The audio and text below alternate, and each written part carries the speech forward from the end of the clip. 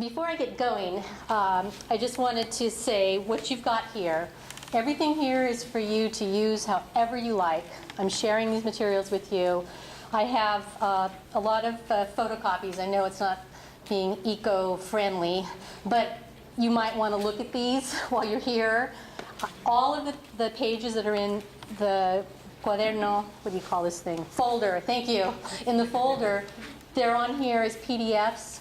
Should you want to share them with somebody. Also, my PowerPoint presentation is on here. If you want to use the images that are here. The one thing I caution you about, and you as teachers already know it, but I do need to say it. I'm sorry, did you not? I didn't get one. You didn't get a CD? No. It's not in? No.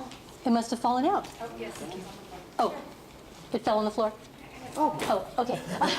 You just wanted two. I put the source of the images, Bancroft Library or Seaver Center or whatever. So if you would want to use the images to publish a paper or whatever, you would need to go and get the permission. I have the permission for me, but you'd need to get the permission if you wanted to publish. So just a FYI on that. Let's see, a couple of things before I get going. This little sheet, the West and the World, there's a registration sheet, registration form on the back for the Western History Association. I have the whole program for the Western History Association conference on the CD for you to look at. This is just a little teaser. And as teachers, you only pay $20 for a day. And my husband and I are members of WHA, as are pretty much everybody at the Bancroft and everyone in the history department at Berkeley. They have programs for teachers on how to use primary sources. They have different seminars. They're really working on improving that part of the association. And I would encourage you to at least look at the program that I gave you on the CD. It's being held at Newport Beach, California, so it isn't like it's out of state like it is sometimes. So you could, if possible, go. And if not, just take a look at the program. You'll see some names of people. You could always be in touch with them for information. So anyway, that's just a little thing there. And I'm going to be talking about music today, all kinds of primary sources. I photocopied for you a book that I don't have a copy, I got it in the library, that has music from Mexican California. So in your classroom, whatever level you teach, college, K through 12, junior college, regular four-year college, you could use this. Students who know music could play guitar, could play piano, whatever. And I think it would just add another dimension, even if you had them do a performance in class. And I come from teaching Spanish and Spanish literature, so I like students to use the language, use authentic language. So we're going to be going through two of the songs here, but there are others. And let's see what else. In your packet of goodies, I have photographs that I'm going to be showing you on the PowerPoint. And I have them as A, B, C, D with no identification. But here's your cheat sheet. So when you look at the PowerPoint at home, you will have the idea of who the people are. And then there's some other resources for you, for primary sources, websites. These are all sources that I've used in my research and in my class. So you might want to take a look at that. I also have on the CD a lesson plan for Californial cultures, which was too long to photocopy. I would have been kicked out of my department for going over on the budget, as you guys know. But it's on the CD, so you can see all of that. Okay, so I hope you'll have fun with that. And I put my business cards in here. Should you want to contact me for anything, email me if you have any question. I like sharing what I do, and primary sources are so incredibly cool. It just makes the classroom alive, and it's really made my work with my husband so interesting. And it is something that I learned about as a child. I grew up a bilingual child when, I guess some of you would understand, when it wasn't good to be bilingual. My mom was born in Cuba, and she and her sisters and my grandparents came to this country. My grandfather was very liberal, unlike Professor Zaragoza's grandparents who were very conservative. My grandfather was very liberal, and he was going to be shot in Cuba for being a liberal-minded man. So anyway, without going into whole family history, he had to leave Cuba to save his life, and they ended up going to Miami. And then from Miami, they came out to California. My grandfather was a bricklayer. He was an albañil. And he was a self-made man. He was Catalonian. My grandmother always used to say, "Catalán tiene cabeza dura." You know? And my parents tell me that I must have inherited those genes from my granddad, because I'm kind of that way too. But anyway, they came out to California, and I was the first grandchild. And those of you who know what that's like in Hispanic families, you know, la nieta predilecta, the first one, the one who gets spoiled or well-loved. But the greatest gift that my grandmother gave me was the Spanish language and the love for the culture. She didn't learn English. She didn't know it. And so I learned Spanish. She lived across the street from me, so I learned Spanish from her as a child. And I swear to God, I'm not going to get teary-eyed, but I swear every day that I'm in class, she's there with me. You know, she gave me that love for language and for oral history. And I guess I better get to my place up here. She taught me so much about the importance of tradition and oral history and her story. So I learned a lot about her living in her life in Havana. And when I was a little kid, I used to like for her to tell me the story about the Maine. And she would tell me, you know, bueno, es que ese barco, es que hubo una explosión, you know, this big explosion on the Maine. And you guys are probably looking at me like, what are you talking about? Well, the Maine was an important ship that blew up in the harbor, but that's not how you say the name. It's M-A-I-N-E. But she didn't know English, so it's M-A-I, Maine, the Maine. But the problem was, I always thought it was called the Maine. And so in 11th grade history, U.S. history, Mr. Larson's class, I remember that. Oh my God, it was so embarrassing. He asked about, you know, what was going on about the Spanish-American War, and you know, I was always a little student. I had the answers, and like, oh yeah, the explosion of the Maine. And everybody looks at me like, are you an idiot? What is this? But I tell you that story because, I mean, it still puts a smile on my face. I think about just the traditions, her stories, all of these things that formed me as a person and as a teacher. And I think that's what has really encouraged me or informed my research on California before the gold rush, because we use primary sources as the foundation for our books. And the primary sources are in Spanish, which is great. And I feel like it's, you know, thanking my grandma every time I work on a Spanish language document. But today, what I'd like to do is talk to you about how you can incorporate different things that I'm going to put onto the screen in your classroom, whatever level it may be. Would you mind turning off the lights so my husband will tell you, I'm really just very precise when it comes to images and things, and I like things to look beautiful, and I don't want this to look faded, so. Anyway, so there you have it. California. I obviously love it, because my research is all about California. Photographs. Photographs as primary sources. A real easy tool for you to obtain and to use in your classroom. And where do you get these photographs, these primary sources? Bancroft Library, Calisphere. There are a lot of different places that you can obtain them.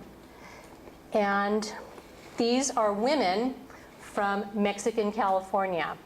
And it's shameless self-promotion, I know, but I have 2 books of ours here on the table. One of them is Lands of Promise and Despair, Chronicles of Early California, and it's primary source documents about California, not from foreigners, but from people who were here.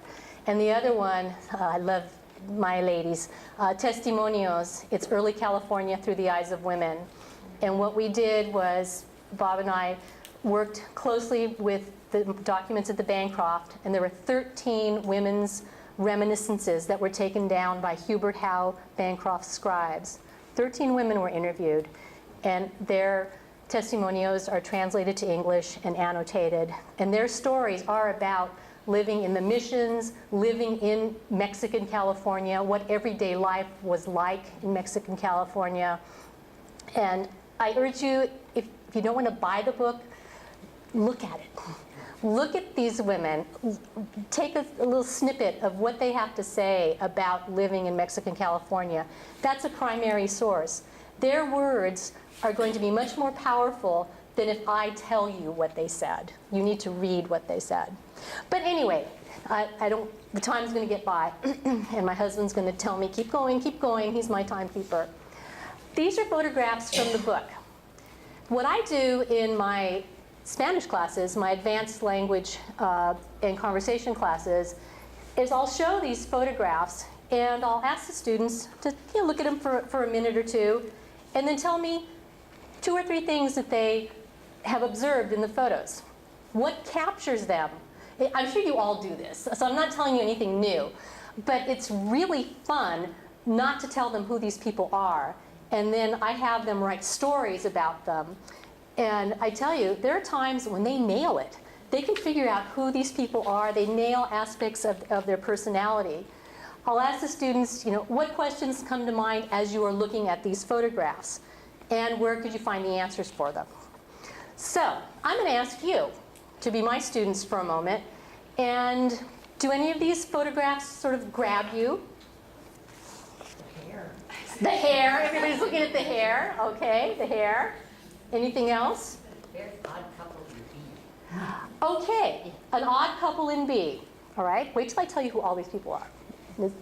Anything else? Someone's very rich. In B, I think that she's wealthy. Good. Yeah. Well, she is. Or she's mourning. She has a sort of, no disrespect, but an elite kind of bearing about her. That's Angustias de la Guerra. You've heard of De la Guerra Street? Yes, I live on De la Guerra in San Rafael and Santa Barbara. Well, her father was the Presidio commander there in Santa Barbara. So that's Angustias de la Guerra, and I have her story in the book. Okay. Is she the one who as a child planted the fig tree in Santa Barbara? It's possible. I don't know that story, but that will be on my list for further research to get the primary source. I don't know the story on that.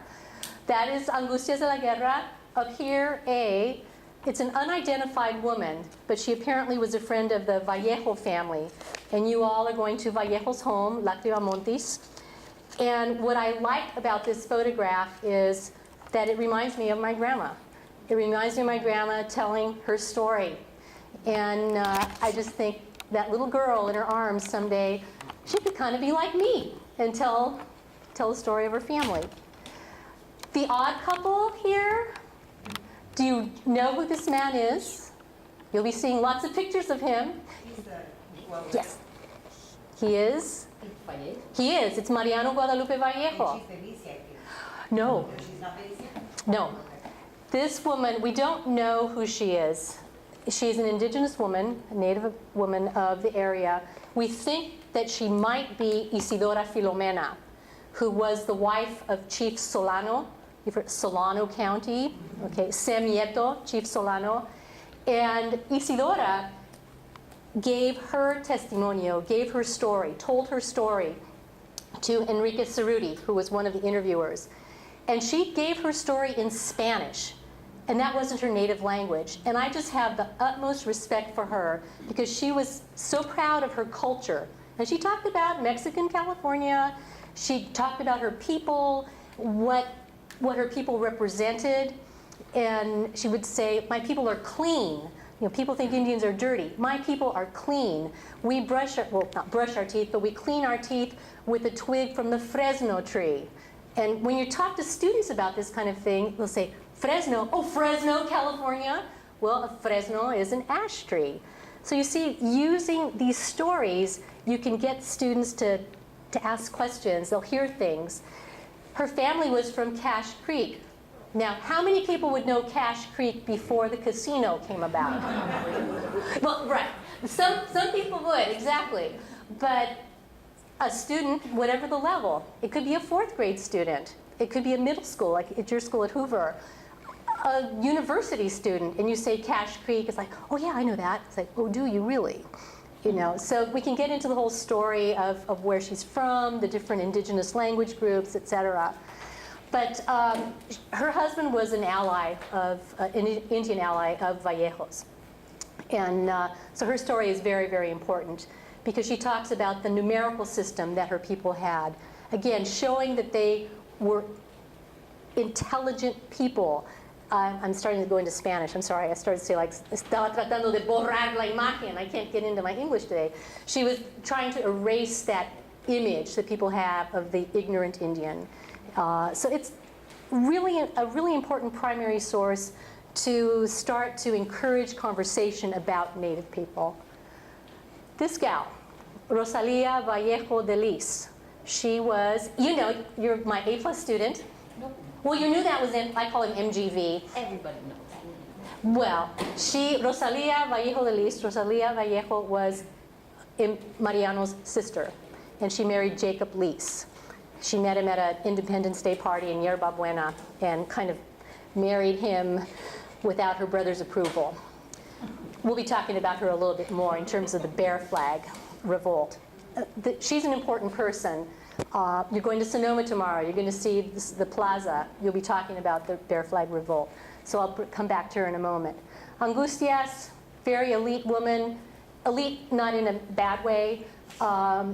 She was a woman who was married several times. One of her husbands' last name was Ord, James Ord. You've heard of Fort Ord, right? She has, in her history, she talks a lot about the missions, the missionaries. And what's really interesting, in my opinion, is that she gives you little tidbits. It's almost the kind of the National Enquirer version of what's going on in the missions. She talks about certain priests who like, you know, their snuff and different details like that. It adds another dimension. She talks about when she and her brother were students in the school down in Santa Barbara. Well, the servants would come and bring them their food on silver trays, whereas the other students didn't have that benefit. And it really did bother her, believe it or not. It bothered her and her brother. And she said to her teacher, "We want to eat the food that everybody else eats." And the teacher said, "I'm not allowed to give you that food because of who you are." Then years later, she met up with the teacher again, and they shared the garbanzos or whatever it was that she wasn't allowed to eat. So it's little anecdotal pieces like that that give you an entree into the mentality of the time. Now here we have some of the Vallejo clan, the girls, and my students always go nuts over this picture when they see the hair. And the first question is, "Oh my God, how did you wash it?" I mean, I don't know, that didn't come up in any of the testimonials, but it promotes conversation, whether in English or Spanish, it's great. And I love this lady. Anybody have an idea? Maybe you've looked at your cheat sheet already, I don't know, but who she might be? Eulalia Perez. Reputedly, she was 139 years old, but she was a very, very well-respected woman who basically ran Mission San Gabriel, or San Gabriel, as people might say. She was the llavera, she was la bandera, she did everything. She was born in Baja California, then came up to Alta California with her first husband. They were at Mission San Diego. He was a soldier. And she talks about her life there. And then she's widowed. And it's a long story, but she was one of the movers and shakers of California. And I better get going because we have many more slides. Okay. Here we have another Vallejo gal. The students love this photograph. One thing that students say about this photograph, they say it is kind of stereotypical because some people have that Spanish revival mentality, and that picture kind of plays into it. But it's Maddie Emparan, and she was his daughter, MGV's daughter. Remember I mentioned Rosalia Vallejo de Lis? Okay, look at her here in C. Check out the face. Look at her in H. Not as happy. Okay, here she is with Jacob Lis. 6 kids. Yes, those of you who've had children will probably go like, 6? No nanny, nothing. Well, she wasn't too happy because after this picture was taken, I think shortly after, Jacob Leese went off to New York. He wasn't the greatest of guys. He had these schemes about buying land in Baja California. That fell short. You know, Vallejo tried to help him out. God rest his soul, but he was kind of a loser as a husband because he left her. He went to New York and didn't come back. And she was left with all of these children. And then she had to deal with the Bear Flag Revolt. Okay, here we have Mission Indians down at Mission San Luis Rey. This was in 1893 at the repatriation of the mission. I like to show photographs like this because, again, it breaks stereotypes. It can engage students in conversation about the situation that the indigenous people found themselves in at the end of the 19th century. What's behind them in that picture? Those are the arches at Mission San Luis Rey. Oh, now I see. Yeah. So this, that photograph really tugs at my heart because you see the poverty here with these people. And so again, it promotes conversation. And about the situation, you can connect that with what's going on with the indigenous people today, okay? And this picture here, Jay, I had students just this last quarter in my Spanish 101, they were writing stories about these people. They didn't know who she was, and one group, they named her Olga. And I'm like, okay, because she looked like an Olga. And they then said in their story that she had a gambling problem. And they went on and on and on about this. And I was just listening, I'm thinking, okay. And I thought, these students have actually hit the nail on the head a little bit. Her name was not Olga. This is Josefa Carrillo de Fitch. And this was Mariano Guadalupe Vallejo's sister-in-law. It's Francisca Benicia's sister. But the thing about the gambling, she did have a gambling problem. So I was like totally floored when these students say, Olga, big mama with a gambling problem. I'm like, okay, she did. Now, she lived in Healdsburg. And Professor Zaragoza was answering the question that Luz had about the land grants and all of that. And she had to sell off her land to pay the taxes, and then she started losing everything. And Harmon Heald bought the land. Her rancho was Rancho Sotoyomi.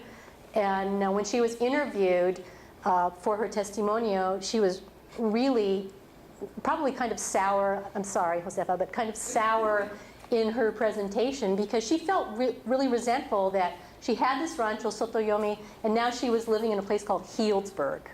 And so she was stripped of that, So it's very, very sad. But she will always be remembered for something else. And now I'm going to transition into paintings. Go ahead. What the dates of those pictures were, the H and the J. H and J, these are late 19th century. I don't think I have a date on them. I'm just saying because I know that when they talk about Abraham Lincoln, how his face is always so solemn. Well, because they had to stay still. Exactly right. Because the camera wasn't exactly. Really, You are exactly right. And I please forgive me, Josefa, for saying that she had the sour face, but there are other photos of her that are like that too. But I mean, she had reason to be mad. But no, they have to sit still for these, and it is very difficult. Thank God we have the images. Okay, she's really famous. And I'm going to move to paintings, and I'll tell you why. That is the Elopement from 1875. It's by Charles Knoll. It's at the Bancroft Library. And this picture is kind of a, how would you say it, a more fanciful version of something that happened to Josefa. She had to elope with her husband, with Captain Fitch, because Governor Echeandía, governor at the time, her parents had gotten their house in San Diego all ready for the marriage between Josefa and Henry Delano Fitch. And her uncle, Domingo Carrillo, was an assistant to Governor Echeandía. So Domingo Carrillo is sent to the house to stop the wedding right away. So here the priest is all dressed and the bride and groom, and they're all ready to go. And so he enters and he goes, "Stop the wedding." The governor says, "No, no wedding." And apparently the reason was that Fitch hadn't turned in all the appropriate paperwork. He had to convert to Catholicism, and he had to prove other things. And apparently he hadn't done that. Well, anyway, all hell breaks loose. And Fitch storms out. And Pio Pico, who is her cousin, comes up with this plan. And what he wants to do is to get her to Captain Fitch's ship so that they can then sail away, sail down to Valparaiso, Chile, and get married and live happily ever after. Well, there are a lot more details to that story, and I would keep you here till 5 if I told you. But she does elope with Fitch, and she does get to the ship, but that's not Fitch on the horse. That should be Pio Pico. So they get on the ship, they go down to Valparaiso, they get married, eventually come back, and she had enough time to get pregnant and have a baby. So they arrive in San Diego, and her mom and other prominent women from San Diego are waiting for the ship. And she comes out, and her mom says, "Your father said that he would kill you if he saw you again."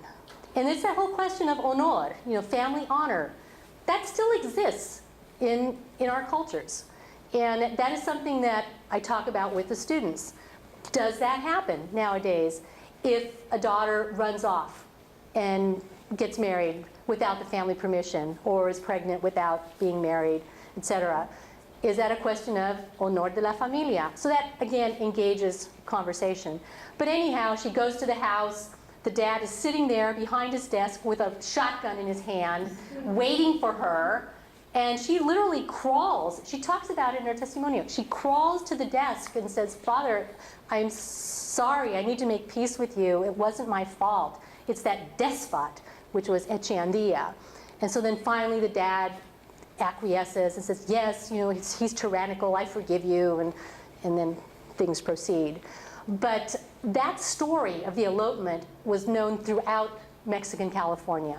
Other women talk about it. The notoriety of Josefa it's immense. Okay. All right. So you can read the book for more stories. Here's another image, piece of art. It's S.E. Hollister, the great American hunter and trapper, his famous encounter with the enormous she-bear while capturing her cubs in the Sierra Nevada mountains between the American and Mocosumi rivers. Long title. S.E. Hollister. You live here in California. Have you heard of that name, Hollister? Yes. Well, students tend to think, "Oh yeah, on my t-shirt it says Hollister." Okay, all right. Where do you think maybe that name might have come from? Okay, so again, promotes conversation. You could show this picture to a class, junior high class, or 4th grade, 5th grade, whatever, and have them look it up. Look up S.E. Hollister on Google. What students can't do that? Well, apparently, S.E. stands for, not apparently, it does, Samuel Emmons Hollister. And he learned his grizzly bear trapping skills from a man named James Grizzly Adams. You've heard of Grizzly Adams? Okay. So see how one painting can just spark a lot of conversation, and you get the history in there, and you're teaching them, and it's enjoyable. Okay? C. Can you tell me anything about C? This painting is by William Rich Hutton. They're not washing clothes. They're vats, and they're tallow vats. And what the laborers are doing is that they are trying, in comillas, or melting the fat of the cattle in these cauldrons. An important point, I'm sorry. Oh, sorry. No, please. This is an open classroom, okay? The important point is to focus on the faces of the laborers. What do you see? They're Asian, maybe? Well, it looks Asian, but they're more Native American. So the laborers were Native Americans. Vaqueros were Native Americans. So one painting can give a lot of history. An overseer with a hat on, which is much better dressed. Yeah. Okay, so it's another thing that you saw. Okay. All right, we better keep moving here.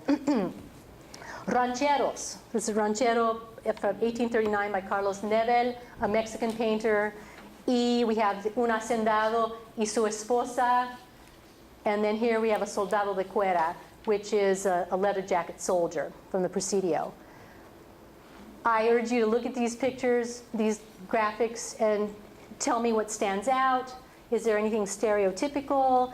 Is anything about class, money, status? These kinds of things speak to me. They come right off of the page or off of the screen. Is this would this be a typical scene here in Frontier, California? And I think that's something that Professor Zaragoza was talking about also. This was a frontier. People were not going around dressed like this all the time. Women were not with the mantilla and like the Mari Emparan with the guitar. This was a hard life. This was not Bonanza on TV, nothing like that. This was a difficult life. So this is stylized. Yes, you would have the rich hacendado. Mariano Guadalupe Vallejo would dress up at times, but he would be out there with the laborers as well. This is a really interesting graphic. It's from 1803, and it's from the Archivo General de Indias, the AGI in Seville. And this is a prototype for a jacket that would protect the soldiers from the Indians' arrows. And you see the little red collar here? That's leather. And so it would stop, hopefully stop the arrows from getting into their necks. I can see showing this graphic to a class and ask them, okay, what do you see? How is this uniform different than something that a soldier would wear today? Okay. And in a Spanish-speaking class or in a Spanish class, you have all of the captions here that tells you what all of the different accoutrements are. So you can blow that up, you can print it out, and as an assignment, you can have your students translate what those things are and what do we have today that corresponds. Okay? Indigenous people are very important to me. I feel that when I was a student, in third grade, they told us about Digger Indians. Oh my God. Oh, we've come a long way since, 1963. These graphics are really interesting, especially this one G, where it shows the indigenous people playing a type of game. Now, there are books that, Heyday Books, the publisher, they've put out Indian games, Indian stories, and I think you could use those as resources, and the students could then play these types of games. Here we have in H, we've got a boat on the port of San Francisco. Again, it's a Louis Chori image. Students could talk to you about these boats. What are they made of? They're Thule reed boats. So you could talk about construction, maybe even make a little model. Okay, I'm not trying to give you more work, it's just ideas. And then we compare the way the Indians are dressed. So here we have two Diegueño Indians from the San Diego region, and they look very different than the Indians in G. What do we have here? The clothing. When did this start? When did Indians start wearing more European type clothing? Why? So those are questions. Okay? And we all, when we go to the hairdresser, I admit, look at People magazine, and on the last page they have the two photographs. What's the difference? What do you see different? I do it. Okay. Well, we have this kind of thing here. We have Cardero images, the reception of La Perouse at Mission San Carlos. They're different. How many changes can you find? And why? You have the group of indigenous people here.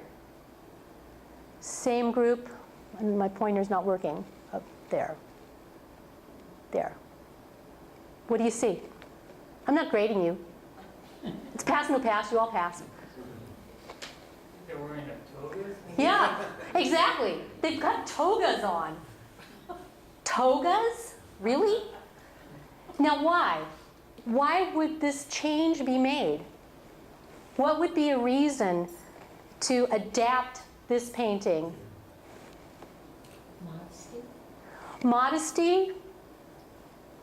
To appease the Catholic Church or a Spain crown, because they were trying to prove that they had been successful in their... Exactly, as they're trying to convert them to become good Catholics and good Spanish citizens. Okay? As you heard in the previous lecture, that kind of thing. And then you just look at the different structures, where the people are, the clothing. There are a lot of different changes. And we could spend the rest of the hour talking about them, but that's just one thing that gives you a bit of inspiration. This one. I think this is, oh, am I in your way? I'm sorry. Okay. We have a big difference here. And it's in pink. Okay? So, you look at the two indigenous people, the two Cholon Indians. One is more modestly covered up. This image, the bottom one, appeared in Leslie's Illustrated magazine from England, London.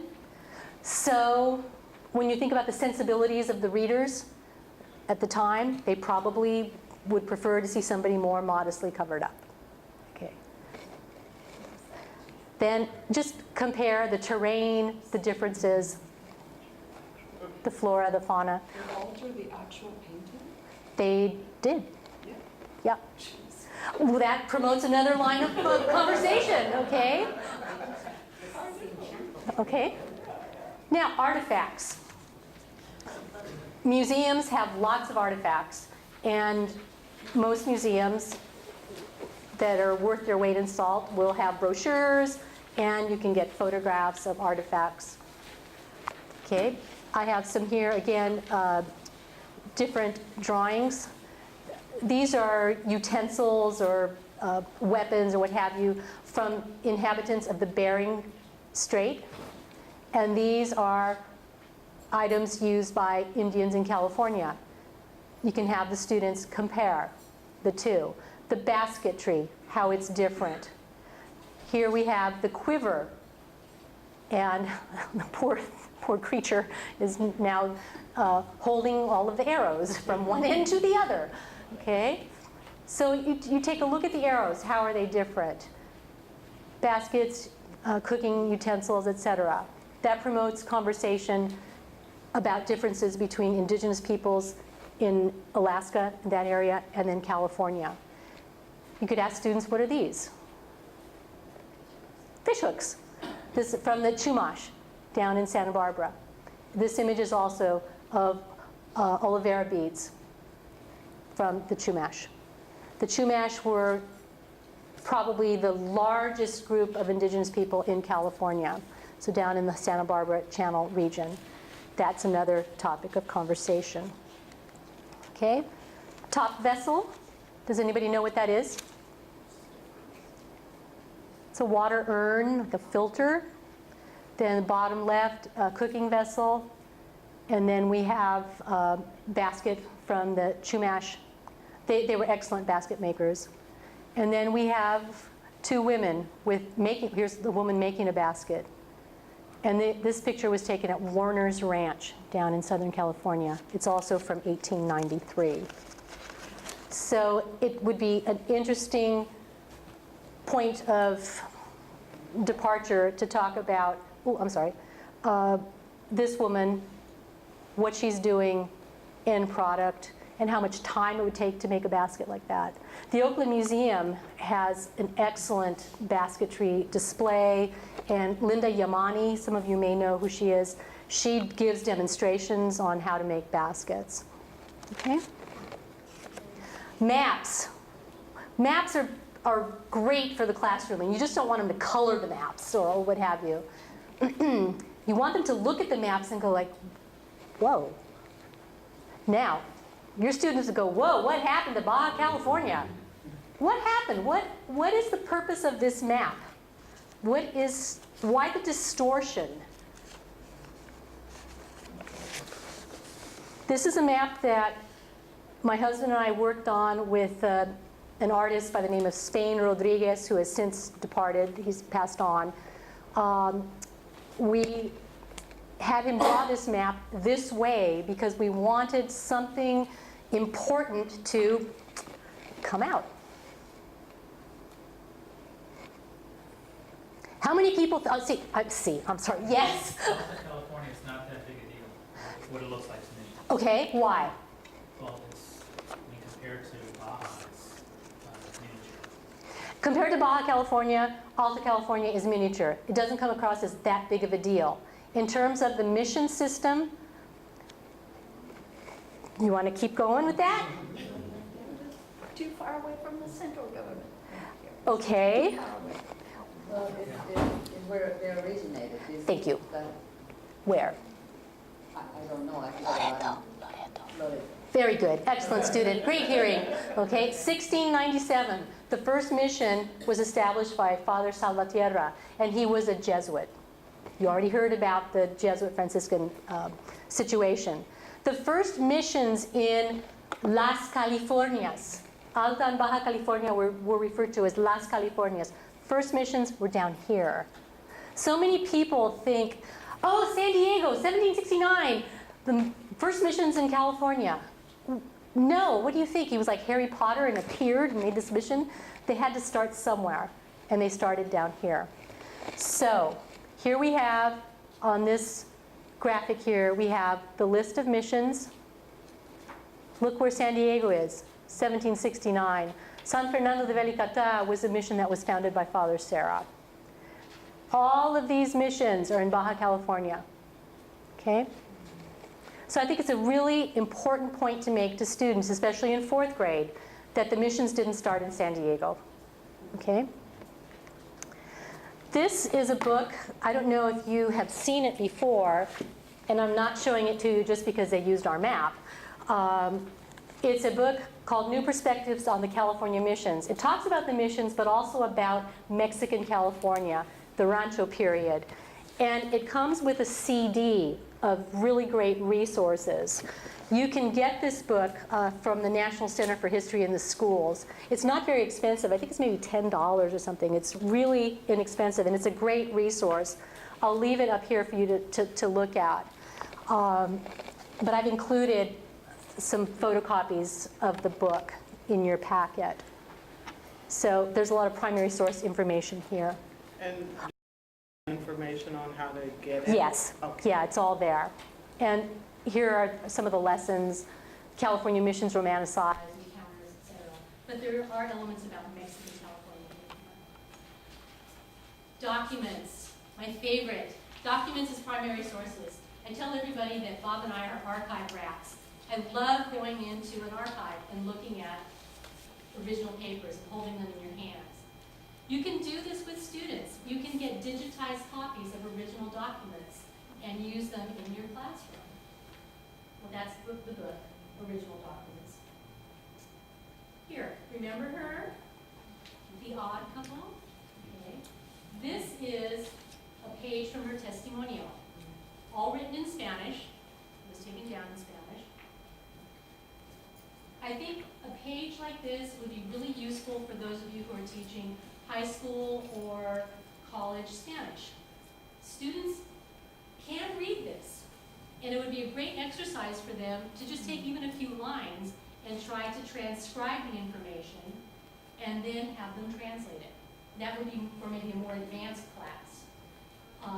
What my husband and I do at Santa Clara is we teach historical translation. In fact, next winter, I'm going to have my students work on the Pueblo papers that are down at History San Jose, and they deal with the Pueblo of San Jose. And so they will transcribe the Spanish and then translate. It's a really great exercise, especially for Hispanic students, because many of them who are working on these History San Jose papers, they will say, oh my God, I was driving on Highway 101 and I saw Gavilan, because their one paper deals about Gavilan Peak, but Gavilan or Boronda. You've probably seen the Boronda Adobe, exit this way. So they see these names of people who appear in the documents, and it makes the history so much more alive to them. Is anybody getting hot in here? Yeah. Is it okay to open that door? She said they were setting up for lunch, that's why Oh, she. it doesn't bother me,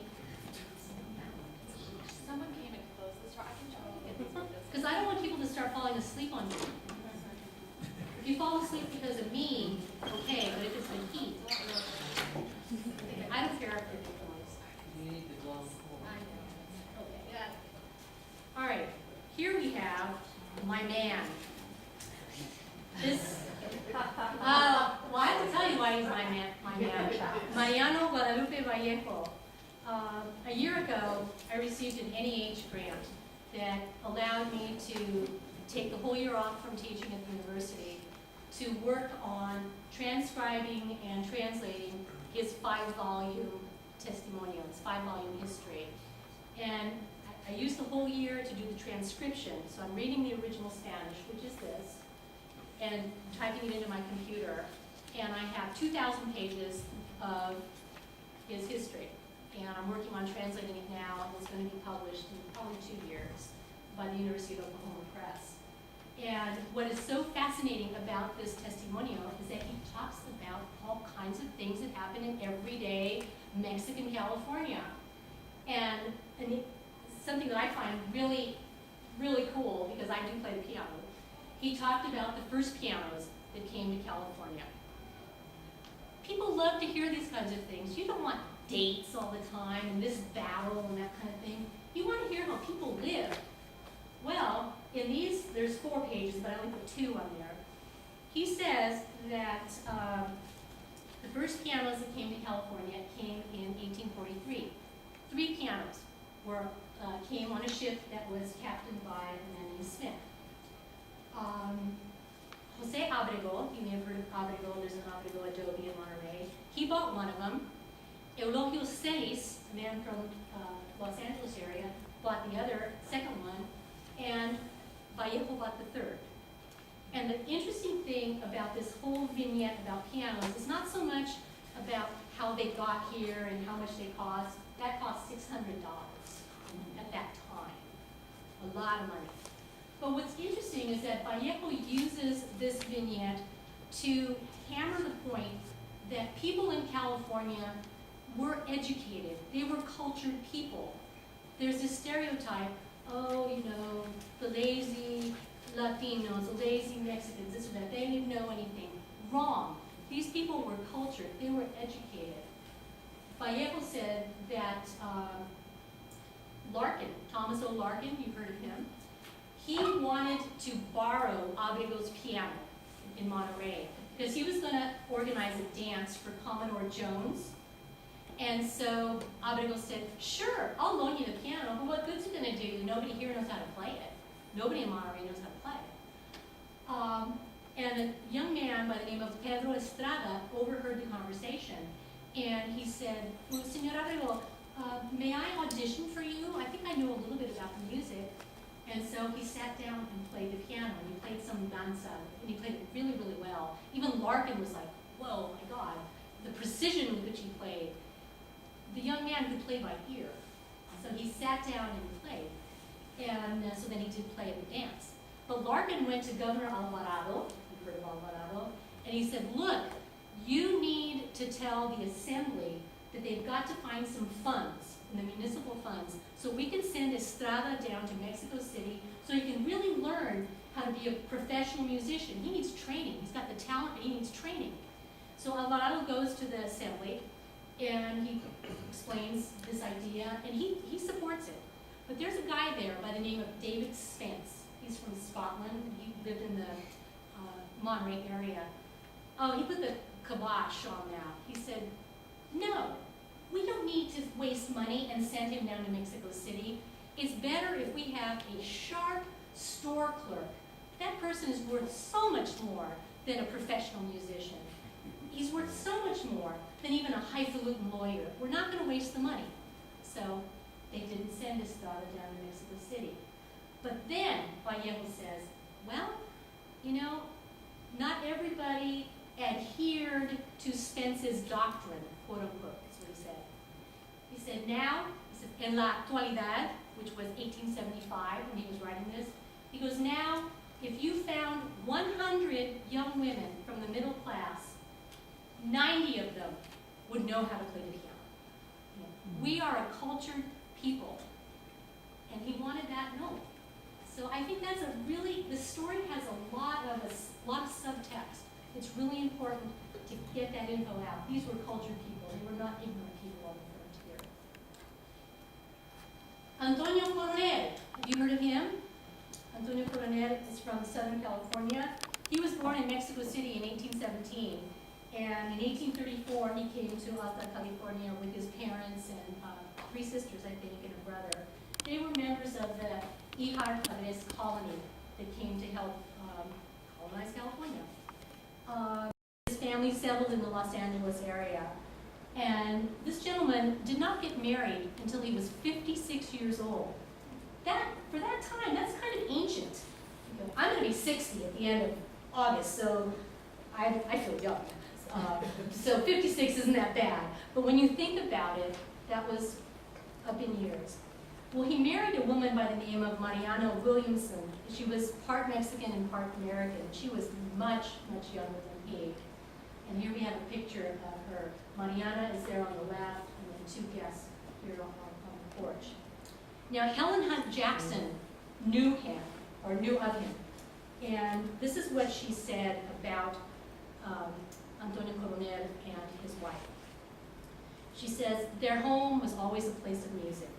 Occasionally, at the last moment, Don Antonio would take up his guitar and in a voice still sympathetic and full of melody, sing an old Spanish love song, brought to his mind by living over the events of his youth. Never, however, in his most ardent youth, could his eyes have gazed on his fair sweetheart's face with greater devotion than that which now rests on the noble, expressive countenance of his wife, as he sings the ancient, tender strains. So that's Helen Hunt Jackson of Ramona fame. But it kind of gives you an idea of the impact that music had on Mexican culture. I want to show you another document, again, archived at me.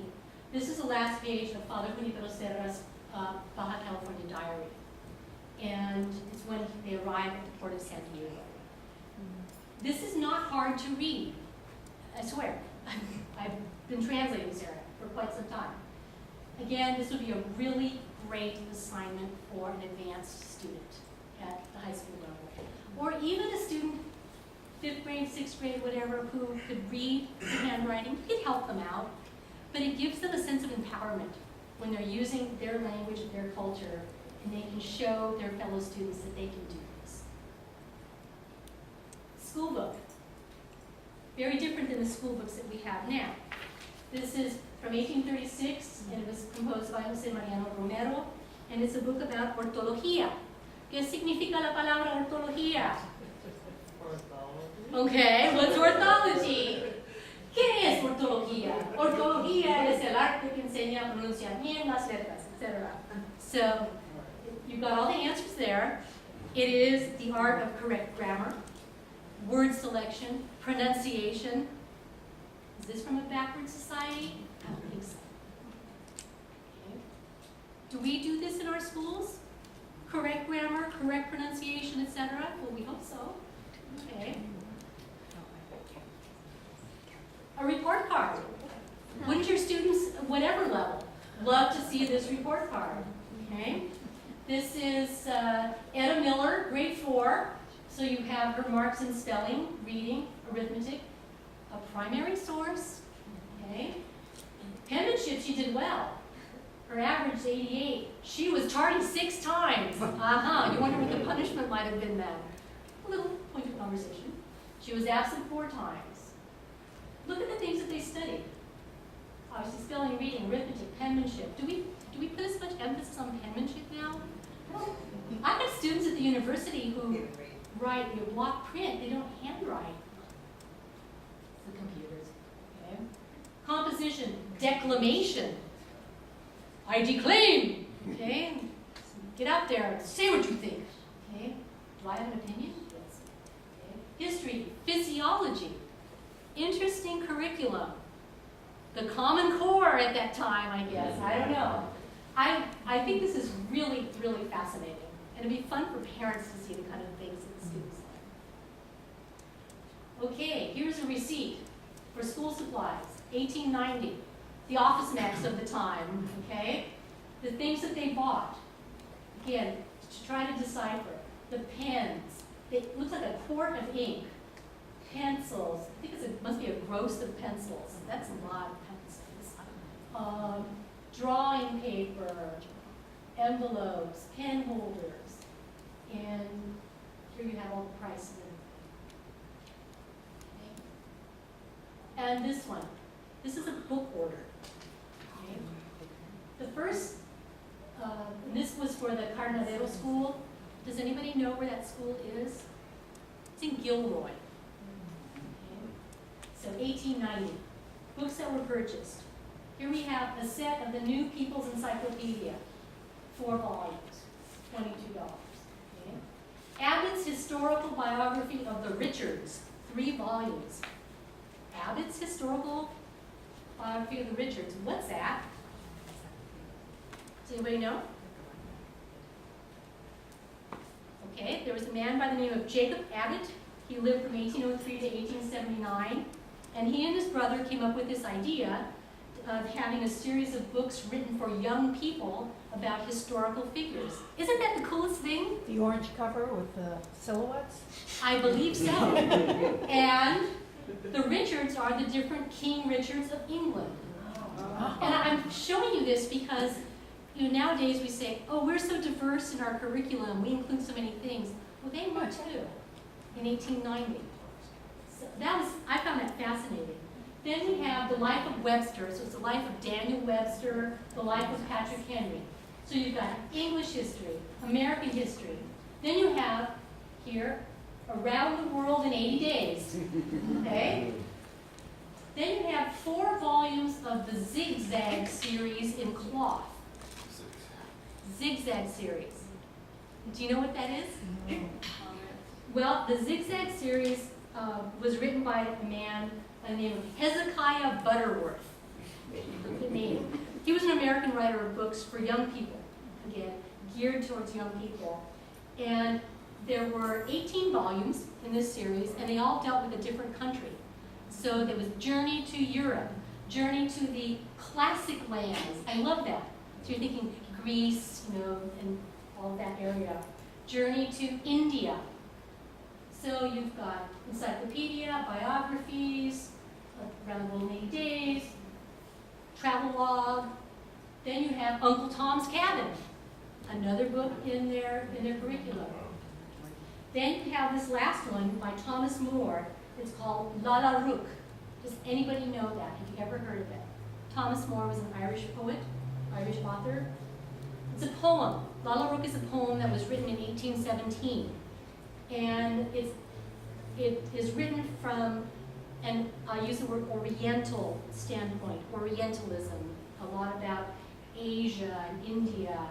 It's the narrative background. It was the most published poem during that time. So we have a very diverse curriculum here. Poetry, history, novel, in 1890. You can find these kinds of receipts at Bancroft Library, on Calisphere, different places. I got this off of, I think I got it from a Yale website. You can find it everywhere. Don't you think your students would love to see something like that? And then they're going to complain about their homework when they have to do all of this? I think so. Yes? Was this the Weinram Schoolhouse? Yes. Cartoons. Cartoons are primary sources. Check out this one. I use this one every year. Yo, Colon, tu indio, yo descubrirte. Doesn't even know how to conjugate the verbs. And then we have the Indian, si señora. I have students in my Latin American survey course. I do colonial Latin American literature, always in the fall. I have them write about this cartoon. What is this cartoon? I mean, it's funny, but then it's not funny. What's going on?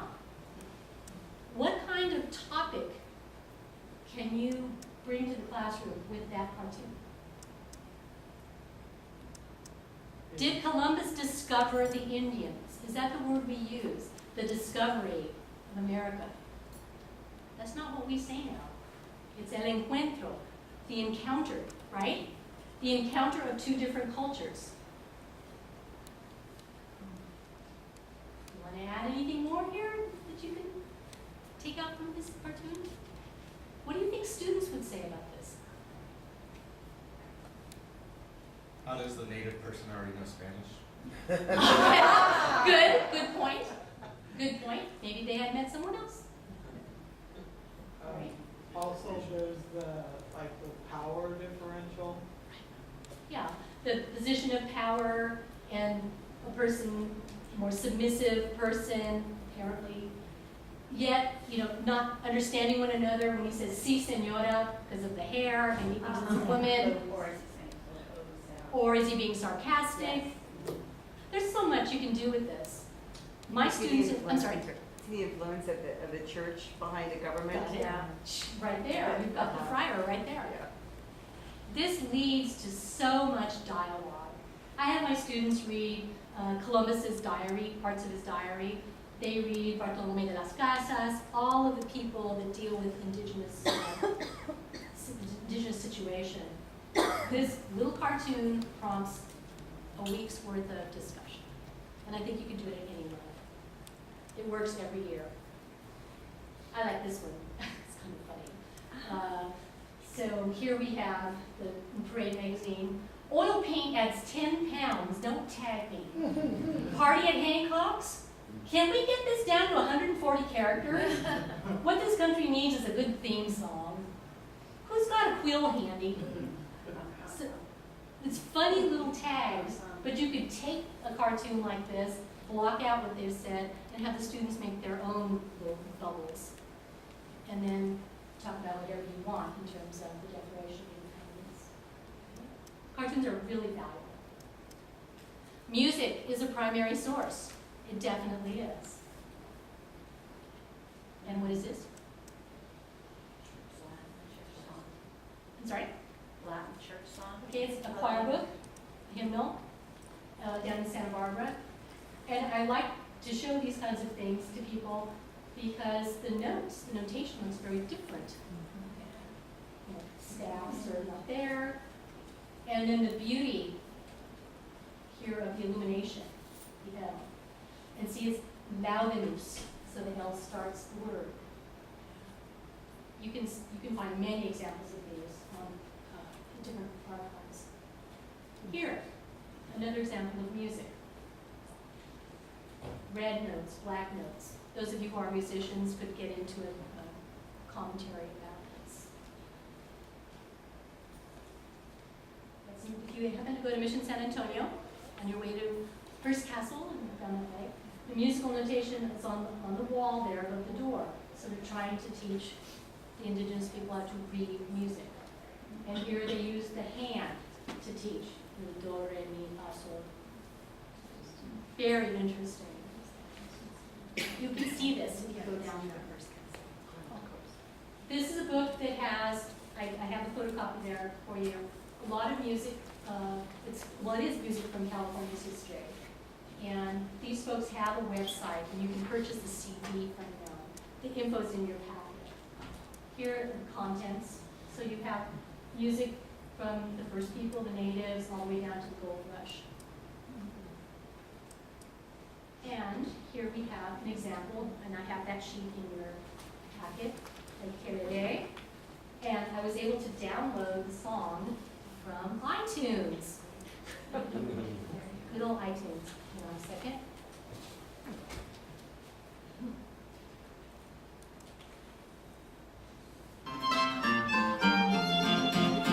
El que se murió ayer a las 3 de la mañana, el que se murió ayer y ya lo van a enterar.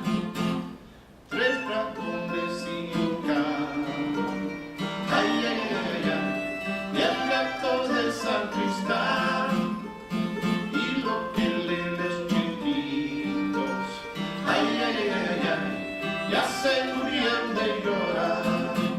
Okay, So it's great to hear, and this was a song, that the Presidio soldiers would sing with their children. So again, it's an oral tradition. There are many more verses, but you have that in your packet.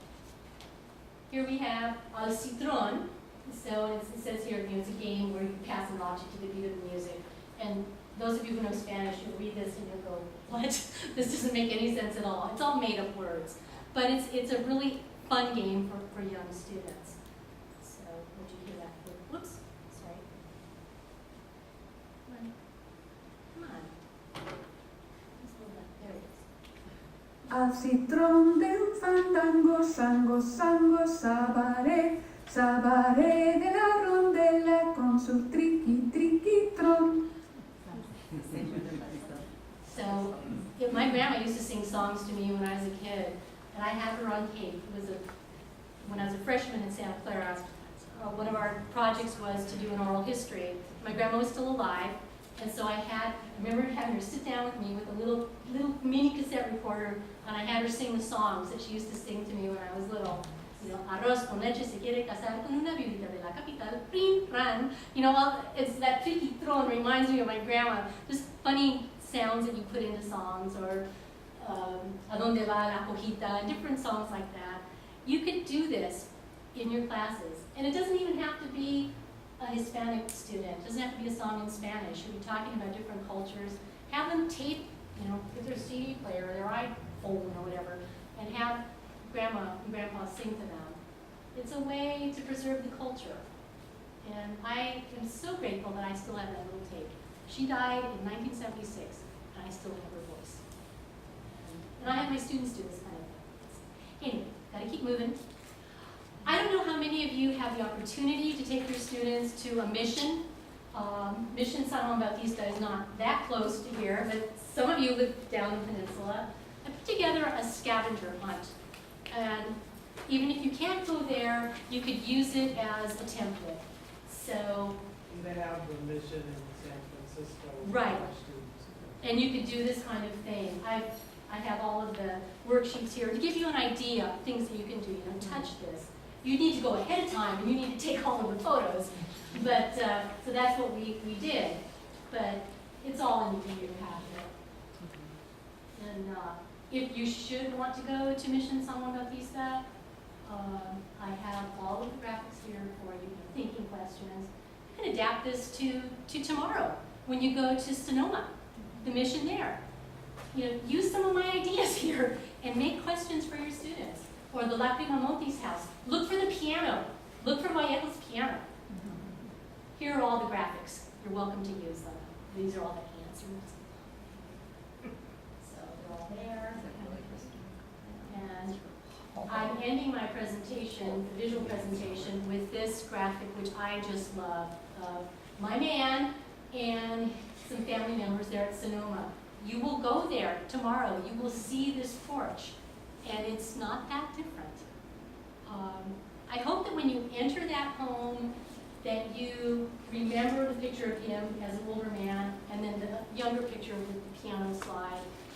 He was a mover and shaker here in California. He was a very, very important person, and I won't tell you more because you'll be hearing all this tomorrow. Very intelligent man, and I feel so privileged to be able to translate his words and get those out there to people so that they can use that information.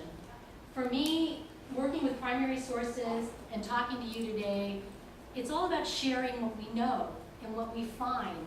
I know there are a lot of people say, oh no, that's my research, I can't share that, it belongs to me. No, it doesn't. It belongs to all of us. This is our collective history. And we need to pass this down to our students. And I hope that what you can do, and it's what my husband and I are trying to do with our students, is instill this pride in them of whatever your culture is. If you're Hispanic, if you're Asian, if you're Irish, whatever you are, it's really important that you preserve that somehow and pass it down to future generations.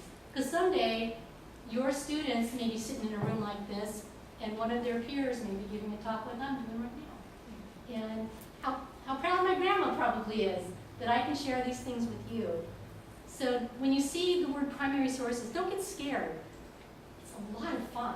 It's really fun to find these things, and you do the research, and then show them to your students. Okay. We have a quick clip. Do we have? It's only like 5 minutes. Okay, we have a clip from the series Latino Americans. I don't know if any of you saw that on PBS. If you haven't, you need to see it. This clip deals with the Bear Flag Revolt. Now, the thing about, if it's still here, hopefully, the thing about using primary sources is that it helps you get different sides of the story. A lot of us learned about the Bear Flag Revolt. Fremont, the Bear Flaggers, they came in, they saved California. Well, that's not the perspective that the Californios had, especially Rosalia Vallejo de Lis, when she saw her brother and her uncle and then her husband being taken away as prisoners by the Bear Flaggers. That's not Rosalia's opinion when Fremont wanted her to send her 17-year-old Indian servant to the barracks to Captain Juan entertain the Seguin, soldiers. son of a leading Mexican family in San Antonio, Texas, was a survivor among the defenders at El Alamo in 1836. Trailer, I'm sorry. Okay. Anyway, you really need to watch this series. Episode 1 of the series deals with Apolinaria Lorenzana, who's one of the women in our book. I worked with the PBS people on episode 1. And she's an orphan gal who came to California in 1800. So anyway, watch it, because you can find clips that will be appropriate for your classes. We don't care. We have to go through the commercial first. There you go. Around the commercial. It's about here. There he is. To define how Mexicans and others are going to be treated from that moment forward. At dawn, on the 14th of June, 1846, Mariano Guadalupe Vallejo, now the military commander of California and a general in the Mexican army, was awakened by an armed mob at his Casa Grande in Sonoma Plaza. I had my uniform brought, dressed quickly, and then ordered the door thrown open. In his parlor, Vallejo encountered a group of Americans, the likes of which he'd never seen before. I asked what the trouble was and who was heading their party. I wanted to know to what happy circumstance I owed the visit of so many individuals. Mariano Vallejo had long thought of himself as the most hospitable of Californios, a person who had welcomed Americans who were visiting the region, looking to settle in the region. Americans had been coming to California since the 1830s, mostly traders from Boston, who came by ship, looking to buy hides for the New England shoe industry. They're integrating into California families, into California lifestyle. They're becoming rancheros. They're learning Spanish. They're marrying California women, Californianas. Many of them are adopting Catholicism. They're assimilating into California society. And so with this backdrop, Vallejo had reason to be somewhat optimistic about the capacity for Americans and Californios to work together. But these were no seafaring Bostonians. They were trappers and farmers, pioneers who'd crossed the Rockies and the Sierras and laid claim to land in the Sacramento Valley. Organized by U.S. Captain John C. Fremont, they called themselves the Bear Flag Revolt. They had come to arrest Vallejo and declare California an independent republic. Vallejo had long felt that Mexico stood in the way of California's progress and was even thought to favor annexation to the United States. But now, as he signed the Articles of Capitulation, he feared for his life and the safety of his family.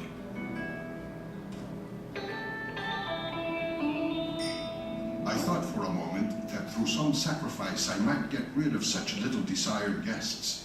But once under the influence of alcohol, they forgot the chief object of their mission and broke into shouts of ransack, ransack.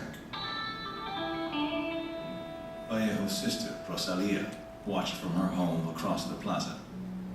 Vi al general Vallejo vestido en su uniforme del ejército mexicano cuando lo llevaban prisionero unos rufianes. Esos hombres despreciables me llenaron de tanto odio contra su raza que jamás quise aprender su idioma.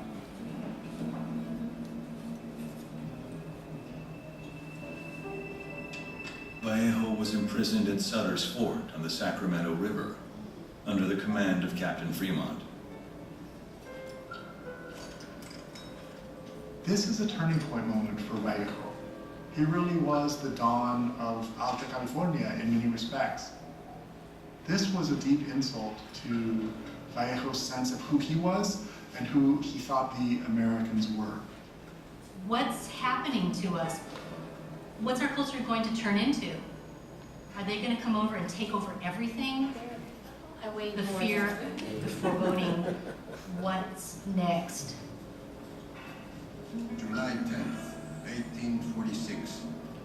Dear Captain Fremont, I wish that you... 1 month into his imprisonment, his body racked with malaria.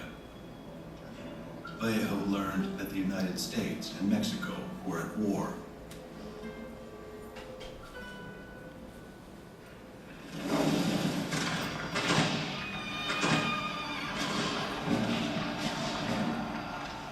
The war had begun in April 1846 over disputed territory along the border between Mexico and Texas. Now, I really want to thank you for your kind attention. If I can be of any help to you, any of the materials, you have any questions about it, please ask. It's really important to me that you take away something from this presentation. And if anything, just long primary resources. So before you go, I know you gotta go eat, you're very hungry. Well, thank you, I love the applause. If you are at all interested, I'm not twisting your arm, these are 2 books that my husband and I put together, and they're $20 a piece, that's it. And if you're interested, we'd be happy to sell you one for $20. So, we're done now.